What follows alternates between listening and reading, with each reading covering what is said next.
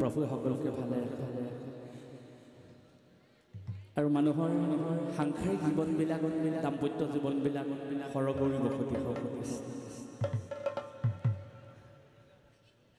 সৰগৌৰী বসতি হওক আপোনালোকে জানে সৰগৌৰী বসতি হওক বুলি সকলোৱে আশীৰ্বাদ কৰিব কৃষ্ণ ৰুক্মিণী বসতি হওক বুলি সকলোৱে ভকতসকলে নৱদম্পতিসকলক আশীৰ্বাদ কৰি সংসাৰখন সকলোৱে মধুময় হওক ঈশ্বৰে কৃপা বৰ্ষণ কৰক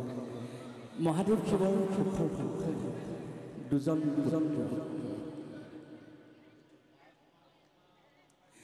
শিৱ মহাদেৱৰ দুজন পুত্ৰ কাৰ্তিক আৰু গণপতি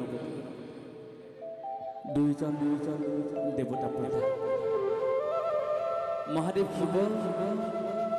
আৰু পাৰ্বতী এদিন কৈলাশ ধামে দুয়ো বহি আছে সংসাৰৰ ভকতসকলৰ মংগল চিন্তা কৰিছে আই মাতৃগৰাকীয়ে প্ৰভুক সুধিছে যে জীৱ কল্যাণৰ কাৰণে কি কৰিব লাগিব মহাদেৱ শিৱহে আই মাতৃগৰাকীক ভক্তি ৰহস্য সৃষ্টি ৰহস্য হঠাতে মহাদেৱ শিৱ আৰু পাৰ্বতীৰ ওচৰ চাপি তেওঁলোকৰ দুয়োজন পুত্ৰ কাৰ্তিক আৰু গণপতি তেওঁলোকে পিতৃ আৰু মাতৃ ভক্তিৰে প্ৰণাম জনালে তেতিয়া মহাদেৱ শিৱই ক'লে যে হে বাছা তোমালোক দুয়োজন অকস্মাতে আমাৰ ওচৰলৈ কিয় আহিল তেতিয়া দেৱ সেনাপতি কাৰ্তিকে ক'লে যে পিতা আমি দুয়োজন এটা আলোচনাত ব্ৰতী হৈছোঁ আমাৰ আলোচনাৰ আমি সিদ্ধান্ত ল'ব পৰা নাই যে কি সিদ্ধান্ত যে আমি দুয়োজনে আমাৰ দুয়োজনৰ মাজত কোনজন শ্ৰেষ্ঠ সেইটো আমি নিৰূপণ কৰিব পৰা নাই গতিকে তোমালোক পিতৃ মাতৃয়ে আমাক ব্যৱস্থাটো দিয়া সিদ্ধান্তটো দিয়া আমি দুয়োজনৰ ভিতৰত কোন শ্ৰেষ্ঠ মই দেৱ সেনাপতি মই কাৰ্তিক মই শ্ৰেষ্ঠ মোৰ সন্মুখত থকা মোৰ কাষতে থকা ভাতৃ সহোদৰ ভাতৃ গণেশ তেতিয়া মহাদেৱে মিচিকিয়াই উত্তৰ দিলে যে এইটো এটা সাধাৰণ কথা তোমালোকে নিজেই নিৰূপণ কৰিব পাৰিবা এই যিজনে পৃথিৱীত থকা তীৰ্থস্থানসমূহ অপ্ৰয়াসে পৰিভ্ৰমণ কৰি তৎকালীনভাৱে আমাৰ ওচৰতে উপস্থিত হ'বা আমি তেওঁক শ্ৰেষ্ঠ বুলি মান্যতা প্ৰদান কৰিম মহাদেৱ শিৱৰ এই তাৎপৰ্যপূৰ্ণ কথা শুনি দেৱসেনাপতি কাৰ্তিক ময়ূৰ বাহনত পৃথিৱীৰ তীৰ্থ ভ্ৰমণ কৰিবলৈ উৰা মাৰে কাৰণ পিতৃ মাতৃয়ে সিদ্ধান্ত দিছে দুয়োজনৰ ভিতৰত যিজনে তীৰ্থস্থান ভ্ৰমণ কৰি আহি তেওঁ ওচৰত উপস্থিত হ'ব আগতীয়াকৈ তেওঁকে শ্ৰেষ্ঠ বুলি ক'ব গতিকে ৰৈ থাকিবলৈ সময় নাই দেৱসেনাপতি কাৰ্তিক ময়ূৰ বাহনত উৰা মাৰিলে তীৰ্থ ভ্ৰমণ কৰিব কিন্তু গণেশ দেৱতা নগ'ল যাবই বা কেনেকৈ তেখেতৰ বাহন এন্দুৰে হওক বা নিগনিয়ে হওক সেই কণমানি বাহনখনত উঠি তেওঁনো কেনেকৈ তেওঁ নগ'ল তেওঁ নিজ পিতৃ মাতৃৰ চৰণতে প্ৰদক্ষিণ কৰিলে প্ৰণাম জনালে তেতিয়া পিতৃয়ে সুধিলে তুমি কিয় তীৰ্থ ভ্ৰমণ কৰিবলৈ নগ'লা তেতিয়া গণেশ দেৱতাই উত্তৰ দিলে যে সেই পিতৃ সেই মাতৃ সৰ্বপ্ৰথমে আমাৰ পুত্ৰৰ সহস্ৰ প্ৰণাম ভক্তিভৰা প্ৰণাম সেৱা গ্ৰহণ কৰা আমাৰ কোটিপুৰুষৰ সৌভাগ্য যে মই তোমাৰ লোকৰ ঔৰসত আৰু গৰ্ভত জন্মগ্ৰহণ কৰিবলৈ পাইছোঁ কিন্তু মই এটা কথাই ভাবিছোঁ যে তোমালোক পিতৃ মাতৃ থকা অৱস্থা সতী সন্তানৰ পিতৃ মাতৃৰ চৰণ সেৱা অবিহনে পৃথিৱীত কোনো তীৰ্থস্থান থাকিব নোৱাৰে গতিকে তোমালোকৰ চৰণত যদি সেৱা কৰিব পাৰোঁ সন্তান হিচাপে সেয়াই মোৰ জীৱনৰ বাবে প্ৰধান ধৰ্ম আৰু প্ৰধান কৰ্তব্য গতিকে মই ভাবোঁ যে পৃথিৱীত কোনো ধৰ্মই শ্ৰেষ্ঠ হ'ব নোৱাৰে তোমালোকৰ চৰণ সেৱা অবিহনে সেয়েহে মই সেই পিতৃৰে পৃথিৱীত কোনো মহান তীৰ্থ আছে বুলি মই ভবা নাই আৰু সেইকাৰণে মই তীৰ্থ ভ্ৰমণ কৰিবলৈ যাব লাগে বুলি মই উপলব্ধি কৰা নাই মোৰ একমাত্ৰ উপাস্য দেৱতা পিতৃ মাতৃ আৰু তোমালোকৰ চৰণ সেৱা অবিহনে মোৰ যেন আৰু ক'তো ভক্তি ধৰ্ম শ্ৰেষ্ঠ হ'ব নোৱাৰে মোক তোমালোকৰ চৰণ পংকজত ঠাই তেতিয়া মহাদেৱ শিৱই গণেশ দেৱতাৰ এই ভক্তি ভৰা কথা শুনি তেওঁ আৱেগিক হৈ পৰিছিল আৰু তেওঁ সন্তোষ লাভ কৰিছিল যে মোৰ পুত্ৰ গণেশ সঁচাকৈ এজন শ্ৰেষ্ঠতম পুত্ৰ আৰু শ্ৰেষ্ঠতম দেৱতা আৰু সেই তেতিয়া মহাদেৱ শিৱই নিজৰ পুত্ৰ গণেশ দেৱতাক আশীৰ্বাদ কৰিছিল এই নাম আমি যুৱ প্ৰজন্মৰ বাবে ছাত্ৰ ছাত্ৰীসকলৰ বাবে আগবঢ়াইছোঁ জ্যেষ্ঠসকলে দায় দুখ নধৰিব এই নাম হে ৰাম ৰাম তীৰ্থভূমিলৈ যাবই নালাগে তীৰ্থভূমিলৈ যাবই নালাগে নাই কতো পুণ্যস্থান পিতৃ মাতৃৰ সেৱাই সৰ্বশ্ৰেষ্ঠ ধৰ্ম সেয়ে হ'ব বৈকুণ্ঠ ধাম ও বান্ধৱ তুষ্ট হৈব ভগৱান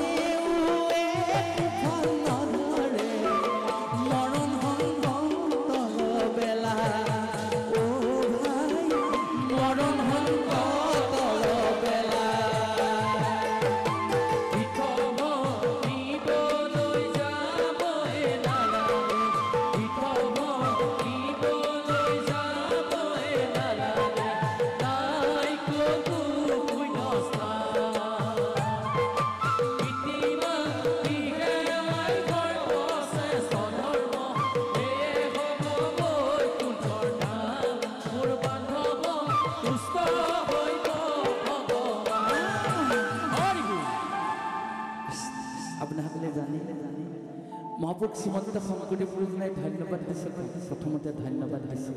সময় এই কলিকালত ধন্যবাদ দিছে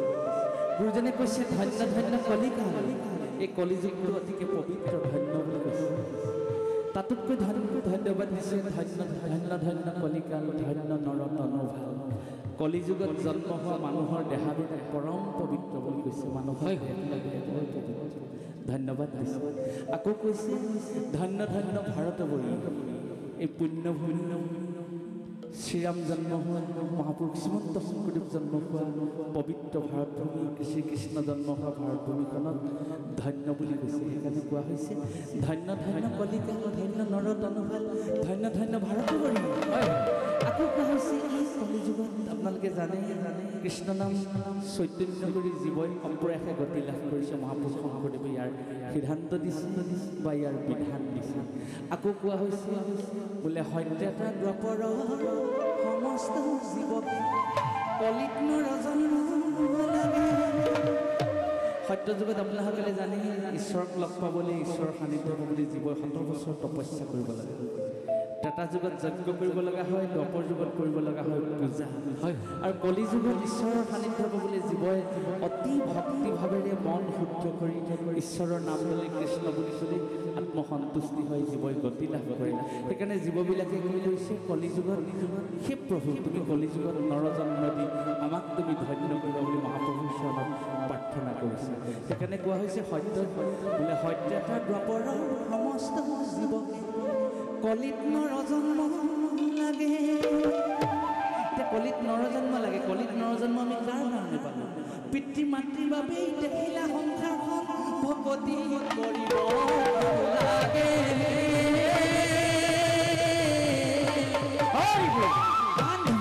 এতিয়া এই সংসাৰখন আমাক দেখুৱালে সংসাৰখনত আমাক নৰৰূপে জন্ম দিলে পিতৃ মাতৃ গতিকে পিতৃ মাতৃৰ চৰণ সেৱা অবিহনে সতি সন্তানৰ শাস্ত্ৰ সন্মত বাণী কেতিয়াও মংগল হ'ব নোৱাৰে আকৌ কোৱা হৈছে মহাতীৰ্থভূমি বলৈ যদি হে পিতৃ মাতৃ কৰি হৰিনাম ল'লেও একো নধৰে মৰণ সংকট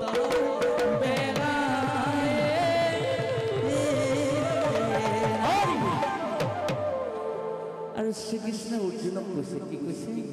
মাধৱে বোল অন্তসখী শুনা ধন নাযায় বিষয় নহ'লে এইটো দেখা যে নহয় সেই অৰ্জুন মানুহৰ মনুষ্য জীৱন সাৰ্থক হ'বৰ বাবে গাহস্থ হ'ব লাগিব বিষয় বাসনা লাগিব এতিয়া আমি বিষয় বাসনা গ্ৰহণ কৰিছোঁ আপোনালোকৰ আশীৰ্বাদত ঈশ্বৰৰ কৃপাত কিন্তু বিষয় বাসনা গ্ৰহণ কৰিছোঁ বুলিয়ে সতি সন্তানৰ লগত ব্যস্ত থাকি নিজৰ পত্নীগৰাকীৰ লগত ব্যস্ত থাকি যদি পিতৃ মাতৃক বৃদ্ধাশ্ৰমত থওঁ সেই জীৱন জানো ধন্য হ'ব সেই জীৱন ধন্য নহয় আজি আমি সতি সন্তানক মংগল হ'ব বুলি ভাবি পিতৃ মাতৃক বৃদ্ধাশ্ৰমত থৈছোঁ এদিন সেই পুত্ৰ সন্তানসকলে আমাক এলাগি কৰি বৃদ্ধাশ্ৰমত থৈ তেওঁলোকে ৰং ৰহস্য কৰিব শ্ৰীকৃষ্ণই অৰ্জুনক কৈছে মাধৱে বোল অন্তসখী শুনা ধনঞ্জয় বিষয় নহ'লে এইটো দেখা যে নহয় হেন বিষয় অতমজি পিতা মাতাক তেজা যদি ধৰ্মই যাতনা দিব জানিবানি